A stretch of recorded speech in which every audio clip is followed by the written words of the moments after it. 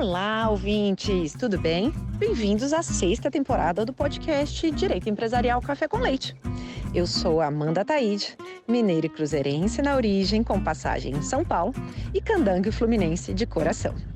Casada, mãe do Pedro, de 5 anos, Pedro do Fluminense, do Lucas, de 3 anos, Lucas do Brasil, e tutora do Vira-Lata Farofa. Sou professora da UNB dos cursos de Direito Empresarial, Concorrência, Comércio Internacional e Compliance, e consultora do Pinheiro Neto Advogados nas mesmas áreas. Esse é um podcast simples, curto e gostoso, como um café da manhã rapidinho durante a semana. Nosso audacioso objetivo é ter uma biblioteca em áudio gratuito dos textos dos principais autores de direito empresarial do Brasil, para a gente poder aprender ouvindo com suas principais ideias e teses jurídicas. Eu recordo a vocês que cada temporada segue sempre a mesma cronologia do meu programa de curso da UNB. Ou seja, a gente começa com teoria da empresa, passa por fundamentos do direito societário, segue por limitada e fecha com SA. Pegue então sua xícara de café com leite ou chá, seu tênis para fazer exercício físico e cuidar da saúde, ou então seu fone de ouvido para ouvir no seu meio de transporte diário. Vamos comigo então para a próxima xícara de café com leite?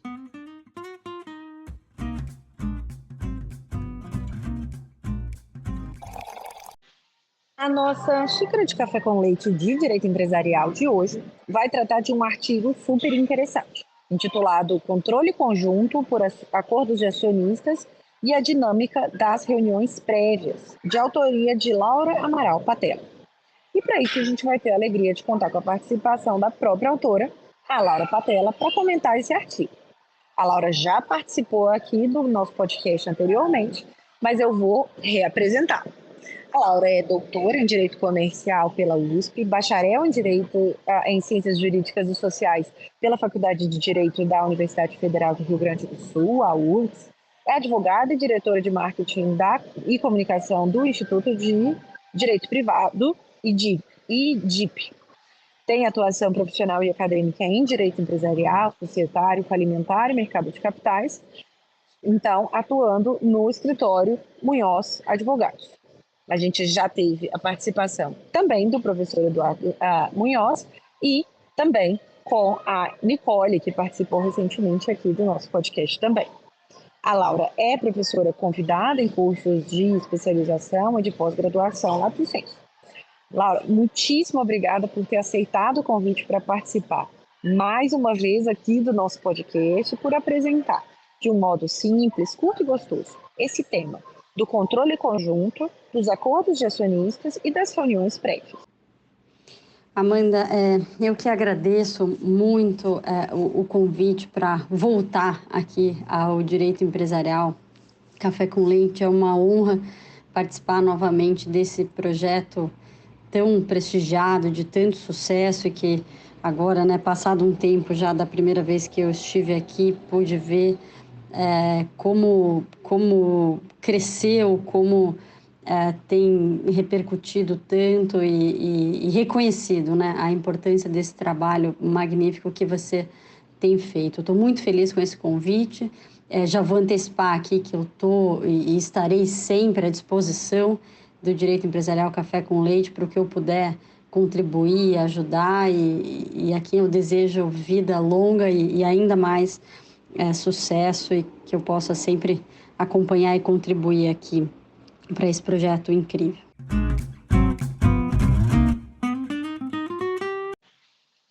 Laura, então vamos começar. Você começa o artigo com uma análise de grupo controlador, visto a partir da perspectiva do artigo 116 da Lei das SAs. Explica para a gente, então, um pouco o que é esse grupo controlador e como que ele se relaciona, com a temática do controle conjunto, como que esse tema conversa com o artigo 116, se você puder apresentar o artigo 116 para os nossos ouvintes. Bom, essa figura do grupo controlador, na minha opinião, é uma figura que gera algumas confusões, e eu já vou dizer aqui por quê. Na realidade, ela coincide com a parte do caput do artigo 116 da lei de SA, da lei 6404, que define o acionista controlador, né? No caput está dito que o acionista controlador no meio da definição tem um trecho que diz que é o grupo de pessoas vinculadas por acordo de voto ou sob controle comum. Esse grupo de pessoas, né, vinculada por acordo de voto ou sob controle comum, é o que se chama, o que a doutrina chama, e há muitos já se chama, de grupo controlador. O artigo 116, ele é central na lei de SA brasileira, ele define o acionista controlador. Essa é uma definição muito difícil, que foi, a meu ver, feita com bastante sucesso pelo nosso legislador, e ela é muito difícil, sobretudo porque ela traduz um conceito que é uma realidade, né? Ela traduz uma situação fática, né? Quando a gente diz que o controle é um poder de fato, é porque é uma situação fática que a lei traz, né? E descreve nesse artigo 116. Ser ou não ser acionista controlador não depende de alguém querer ser, se considerar, se declarar controlador. É preciso efetivamente ser controlador, né? Agir como controlador, ter o controle, exercer o controle. E para isso, a lei, vendo essa realidade, né, aprendendo essa realidade, descreveu alguns requisitos para ser controlador. E esses requisitos estão no 116, como o poder de eleger a maioria dos administradores, que está lá na linha A, e o uso efetivo do poder para dirigir as atividades, que está lá na linha B. Então, isso é o que diz o artigo 116. E é possível que esse poder seja exercido, tanto na prática quanto nessa definição, né, que decorre da prática do 116, por uma pessoa ou por um grupo de pessoas que estejam vinculadas. Normalmente esse vínculo é um acordo de acionistas, né? Tanto que a lei refere vinculadas por acordo de voto, criando uma pluralidade de sujeitos, né? Várias pessoas que estão nessa posição de comando empresarial. Eu disse no começo que essa noção de grupo de controle gera algumas confusões, porque como é um grupo de acionistas, às vezes se acha ou se confunde esse grupo com as próprias sociedades. No artigo até que você mencionou, eu esclareço que esses acordos de acionistas, eles não são sociedades, eles não têm natureza societária. Eles não têm personalidade jurídica, não tem uma separação em relação aos seus integrantes, como tem, por exemplo, numa sociedade holding. Eles são contratos, né? São acordos, são contratos. Essa formação coletiva do grupo de controle, ela tem essa base contratual, essa base voluntária, e é assim que ela deve ser entendida e tratada para evitar essas confusões. E agora que a gente entendeu um pouquinho desse panorama inicial, o que seriam, então, esses acordos de controle que dá o título, né, do seu artigo? E, mais uma vez, ainda no título, o que seriam as reuniões prévias que a gente tem, portanto, na lógica do direito societário? Bom, os acordos de controle, eles são contratos, né? Eles são acordos entre acionistas, entre sócios de uma determinada companhia, que tem como finalidade, a razão de ser desses contratos é organizar e disciplinar o exercício de determinados direitos e de determinados poderes que, pela sua configuração, né, tanto de quem são esses acionistas, quantas ações eles têm, quantos votos eles têm e como é que isso está organizado nesse acordo, acaba caracterizando o controle acionário. De novo, não basta alguém anunciar que é um acordo de controle, não basta elaborar o contrato e botar lá no título do contrato, acordo de controle, para que ele seja efetivamente um acordo de controle. Ele vai ser um acordo de controle na medida em que os signatários desse acordo tenham direitos e poderes capazes de gerar né, uma permanência no exercício do comando empresarial. Eles possam eleger a maior parte dos administradores, eles possam comandar aquela companhia, os órgãos, o dia a dia, enfim. Então, essa situação de poder, ela vai se criar, vai se estabelecer e vai ser exercida, e esse contrato é o instrumento por meio do qual isso se organiza e se regula entre esses sócios. Os acordos, eles são acordos de voto, né? Os acordos de controle, eles são acordos de voto, que é o poder político principal na dinâmica societária. Normalmente, eles são, inclusive, acordos de voto em bloco, ou seja, acordos pelos quais os acionistas se obrigam voluntariamente a exercer o voto de uma determinada forma e em conjunto, porque aí eles criam um bloco, né, uma força, né, nesse bloco de ações e de votos que leva à titularidade e ao exercício do controle. Ou seja, os acordantes, eles se obrigam contratualmente a exercer esse voto em conjunto e eles criam essa unidade, esse bloco, né, formado pelas ações e que é capaz de conferir o poder de comando. Portanto, todo o acordo de controle, ele é um acordo de voto, necessariamente. Eu não consigo imaginar um acordo de controle que não seja um acordo que regula o exercício do voto na companhia. Mas nem todo acordo de voto é um acordo de controle, né? É possível que haja acordos de voto entre acionistas não controladores, e isso não chega a configurar uma situação de controle. Além disso, esses acordos, além de preverem regras sobre o voto, eles costumam ter outras previsões, como, por exemplo, regras para manter o bloco de controle, manter o grupo de controle, como é o caso do direito de preferência, do direito de primeira oferta.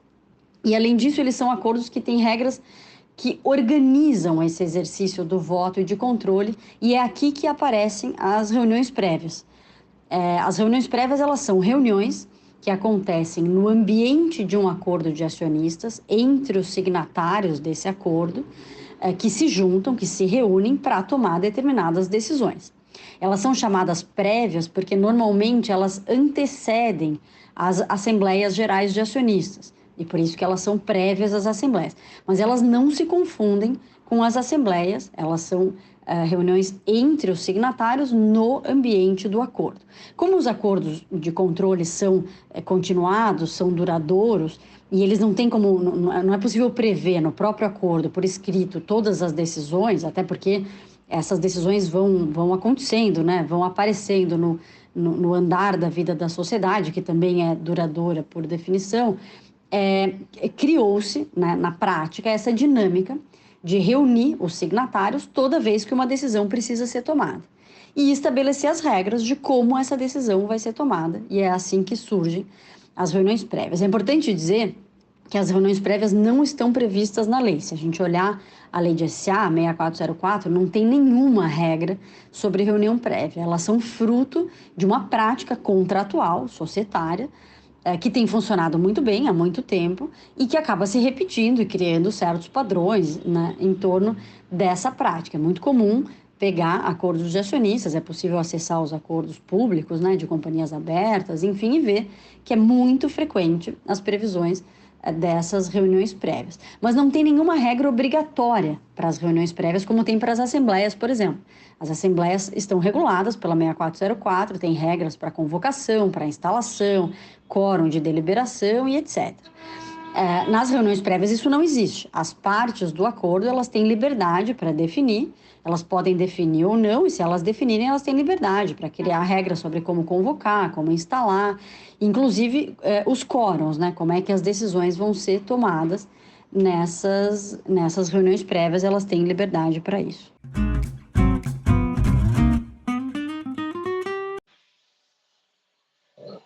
Então, Laura, conta pra gente, o que você destacaria, né, como os efeitos das decisões tomadas nas reuniões prévias em relação ao grupo controlador e para fins de caracterização do controle do grupo? Explica pra gente, então, agora, de fato, o que você propõe nesse seu artigo tão interessante. Essa questão dos efeitos das decisões das reuniões prévias, ela é muito importante. Vamos assumir aqui, num exemplo, que a gente tem um grupo de controle, tá? Um grupo de sócios que celebrou um acordo, que formou uma maioria. Poderia ser uma minoria, mas aí vai complicar um pouco o meu exemplo. A gente deixa aqui para outro podcast para a gente falar sobre controle minoritário, e eu já deixo plantada essa semente aqui para o próximo convite. Mas vamos supor que seja uma maioria, né? Os signatários em conjunto, as participações deles somadas formam a maioria do capital votante, e que eles se organizaram para tomar as decisões por reuniões prévias. Ou seja, o acordo vai prever, né, um determinado acordo, que prevê que toda vez que esse grupo de acionistas, grupo de controle, precisar tomar as decisões relativamente a uma companhia, a companhia da qual eles são sócios, eles vão se reunir em determinado lugar, seguindo determinadas regras de convocação, instalação, tudo isso, né, definido no acordo para a tomada de decisões. Nessa reunião desse grupo de acordantes, do exemplo aqui que eu estou usando, vão ser tomados os votos desses signatários. Não são os votos que vão ser exercidos na Assembleia. A gente está aqui ainda na reunião prévia, onde esses acionistas vão se manifestar, né? Vão votar para tomar a decisão da reunião prévia, seguindo sempre o que diz o acordo. O acordo pode dizer que essas decisões nas reuniões prévias vão ser tomadas por maioria, ele pode dizer que as decisões vão ser estabelecidas por unanimidade, com o voto de todos, ou que um acionista vai indicar o sentido do voto e os demais vão acompanhar, pode ter previsão de vetos, enfim, né? Pode ser do mais simples a mais complexa regra sobre como essa decisão vai ser tomada. Uma vez que a decisão é tomada, e havendo a previsão de que o voto na Assembleia vai ser exercido em bloco, o que é bem característico, né, do grupo controlador, porque isso garante o controle, esse voto, uma unidade no voto de todos os signatários, o resultado dessa reunião prévia, que é o sentido do voto, vai ser levado à Assembleia.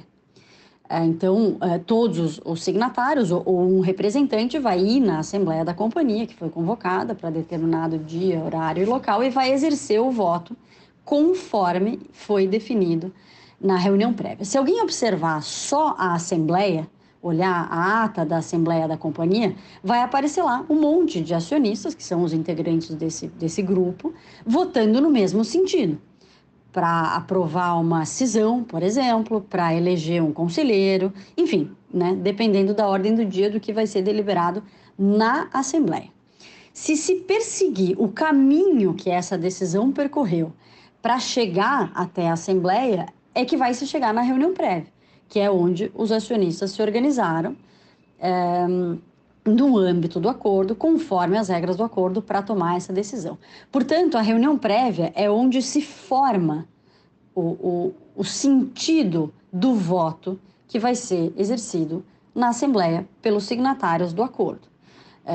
O voto é exercido na Assembleia, o controle é exercido na Assembleia, mas ele se forma, ele se organiza nessa reunião prévia. Então, a reunião prévia, você poderia dizer que é a nascente desse poder, né? Onde esse poder se organiza para depois refletir, portanto, na Assembleia e na própria companhia, e daí em diante gerar todos os efeitos de uma deliberação assemblear. E isso pode gerar uma série de questões, essa dinâmica. Por exemplo, como não tem uma regra, não tem nenhuma regra, como eu já falei, sobre reuniões prévias na lei, não se exige, por exemplo, que sejam lavradas atas das reuniões prévias, assim como, diferentemente das assembleias, né, que a lavratura da ata é obrigatória. Então, ou o acordo prevê que vão ser lavradas atas das reuniões prévias, ou pode ser que essas reuniões sejam realizadas e não haja ata. E se não tiver ata, não tem registro do que aconteceu nessa reunião. E isso pode ser um problema. Por exemplo, se a gente tiver um episódio de vício no exercício do voto, né, de impedimento ou de abuso, ou mesmo de abuso no exercício do poder de controle. Pode se tornar um desafio desvendar como é que esse controle foi exercido. Claro que a gente vai ter a manifestação na Assembleia, mas tem essa parte interna do acordo, por exemplo, que pode adicionar uma camada de complexidade nessa dinâmica de direitos e poderes no ambiente societário. O tema é muito interessante, é bastante complexo, eu não quero me estender muito aqui. Na minha tese de doutorado, que trata do controle conjunto, tem algumas reflexões sobre essas reuniões prévias e essas dinâmicas do grupo controlador. A tese está disponível online e ali, além do que eu coloquei nesse artigo que a gente está comentando aqui agora, lá tem algumas outras questões que também podem ajudar nas reflexões e nos estudos sobre esse ponto.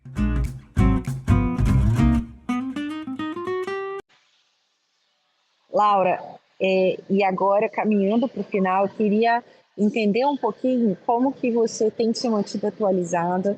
Você acabou de organizar um curso super bacana em Direito Societário também. Pode fazer jabá aqui e apresentar para a gente, para os nossos ouvintes, o curso que vocês fizeram online. Foi super bacana poder ouvir você e os outros professores no YouTube, um curso gratuito, né, de aproximação com o direito societário. Conta pra gente como que você se mantém atualizada para poder não só participar dos cursos, mas dar aula nos cursos e para ter sua atuação profissional tão relevante? Amanda, essa sua pergunta me fez pensar aqui, que nem na outra edição que eu participei, também a sua última pergunta sobre a minha trajetória me fez pensar muito, e foi muito legal ter pensado e ter falado sobre isso. E aqui, de novo, né, essa pergunta sobre como é que as minhas atualizações são feitas, e eu acho, pensando aqui, que o principal motivo, né, a principal fonte dessa atualização em temas de direito societário, mercado de capitais, são mesmo as aulas, né? As aulas que eu dou, os alunos, a interação com os alunos. Claro que trabalhando com direito societário, eu estou sempre vendo, né, na prática, muitas questões, e isso também movimenta bastante, atualiza bastante, mas claro que de acordo com a demanda dos clientes. Para as aulas, diferentemente, eu preciso invariavelmente acompanhar tudo, né? Acompanhar a doutrina, acompanhar a jurisprudência, acompanhar as mudanças legislativas. Acho que agora a gente está num momento especial sobre isso, diversas mudanças legislativas em matéria empresarial, societária, que estão em discussão. Então, acho que acaba sendo a razão pela qual eu me atualizo, né? Também para escrever os artigos, para a produção acadêmica também, mas acho que as aulas especialmente. Os artigos das revistas especializadas, os livros, as teses e dissertações que vão sendo produzidas, também os casos, né, que vão sendo julgados pela CVM, pelo Judiciário, são as fontes desses estudos. Até participando das bancas na faculdade, das bancas de trabalho de conclusão, de qualificação de mestrado e doutorado, e bancas finais de mestrado e doutorado, também acaba sendo uma maneira de se atualizar, porque eu acabo lendo, né? Lendo os trabalhos, discutindo, refletindo a respeito. Acho que é também uma maneira de se atualizar. E também acho que é bem importante, talvez fundamental, essa participação em grupos de discussão. Tem diversos grupos, tem vários institutos e instituições que promovem esses grupos, além das universidades. No IDIP, no Instituto de Direito Privado, que eu sou diretora, a gente tem esse hábito, né, essas oportunidades de discussão de temas atuais e complexos com especialistas, ouvir os estudiosos, ouvir quem trabalha com os temas, e isso é muito bom, né, porque é uma discussão, claro, é muito mais, né, é uma discussão, são debates, são oportunidades de verbalizar algumas questões, mas também de pensar, de dividir, de ouvir a respeito, e isso é muito legal. E o seu podcast, obviamente, né? Não vou poder deixar de falar aqui que o Direito Empresarial Café com Leite acaba sendo uma fonte de temas muito interessantes, muito atuais, com pessoas, né, convidados, sempre aí, né, pessoas importantes, não eu aqui, mas outros, né, claro, professores que a gente tanto admira e acompanha, e a gente pode ouvir aqui de maneira, né, como você mesmo anuncia e cumpre à risca, descomplicada, leve. Então, acho que é certamente uma fonte de atualização. Que bom que temos e que bom poder contribuir aqui, como já disse no começo. Professora Laura, muitíssimo obrigada por participar mais uma vez do nosso podcast, por ter recomendado tantas outras mulheres incríveis para participar aqui do podcast com a gente dar voz para essa mulherada maravilhosa que atua no direito empresarial e no direito societário. Obrigada e até a próxima. Eu que agradeço mais uma vez e muito. É sempre muito prazeroso estar aqui com você, acompanhar os seus movimentos aqui pelo podcast e outros que são muitos e que muito contribuem para manter arejadas e vibrantes as discussões de direito empresarial. Muito obrigada, Amanda, e até a próxima.